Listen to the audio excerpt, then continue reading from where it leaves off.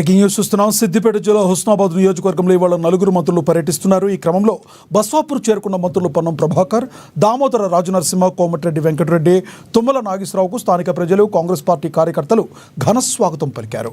ఈ సందర్భంగా బస్వాపూర్ నుండి హుస్నాబాద్ పట్టణం వరకు భారీ బైక్ ర్యాలీ చేపట్టారు. అనంతరం నియోజకవర్గంలో పలు అభివృద్ధి కార్యక్రమాల్లో మంత్రులు పాల్గొనున్నారు. ప్రభుత్వ బాలుర ఉన్నత పాఠశాల ఆవరణలో జరిగే సమావేశంలో మంత్రులు పాల్గొంటారు.